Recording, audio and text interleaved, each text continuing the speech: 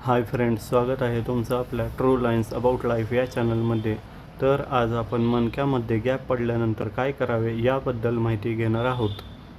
मणक्यामध्ये gap पडणे ही समस्या आजकाल खूप सामान्य झाली आहे. वैद्यकीय भाषेत सांगायचे तर दोन मणक्यांमधील जी गादी असते ती झिजल्यामुळे किंवा सरकल्यामुळे मणक्यामधील नैसर्गिक अंतर कमी होते. यालाच आपण मणक्यात गॅप पडणे म्हणतो. या समस्येची मुख्य कारणे खालीलप्रमाणे आहेत.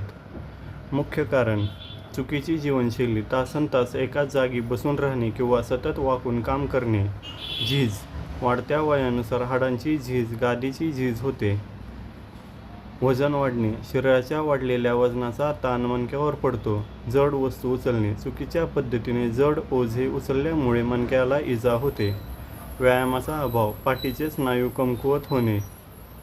लक्षणे: पाठ किंवा कंबर सतत दुखणे, हात किंवा पायांना मुंग्या येणे किंवा ते सुन्न होणे, चालताना किंवा जास्त वेळ उभे राहताना त्रास होणे, वेदना कमरेपासून पायाच्या टाचेपर्यंत जाणे. घरगुती आणि प्राथमिक उपाय: जर त्रास सुरुवातीच्या टप्प्यात असेल तर खालील गोष्टी फायदेशीर ठरू शकतात. योग्य स्थितीत बसणे: बसताना किंवा चालताना पाठ ताठ ठेवा. काम करताना दर 45 मिनिटांनी थोडा वेळ चाला. व्यायाम: तज्ज्ञांच्या सल्ल्याने भुजंगासन किंवा पाठीचे हलके व्यायाम करा. लक्षात ठेवा, दुखणे वाढल्यास व्यायाम थांबवा. वजन नियंत्रण: सकस आहार घेऊन वजन कमी ठेवण्याचा प्रयत्न करा जेणेकरून मणक्यावरचा ताण कमी होईल. कॅल्शियम आणि व्हिटॅमिन डी आहारात दूध, अंडी, पालेभाज्या यांचा समावेश करा. गरज भासल्यास डॉक्टरांच्या सल्ल्याने सप्लिमेंट्स घ्या. गरम पाण्याचा शेक: दुखणे जास्त असल्यास गरम पाण्याने शेक घेतल्यास स्नायूंना आराम मिळतो.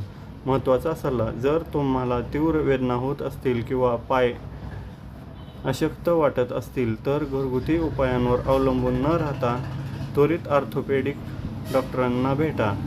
डॉक्टर साधारणपणे एक्स-रे किंवा MRI करून समस्येचे नेमके स्वरूप ठरवतात. बऱ्याचदा फिजिओथेरपी आणि योग्य औषधांनी ही समस्या शस्त्रक्रियेशिवाय बरी होऊ शकते. आमची माहिती तुम्हाला आवडल्यास लाईक करा, शेअर करा, सबस्क्राईब करा. धन्यवाद.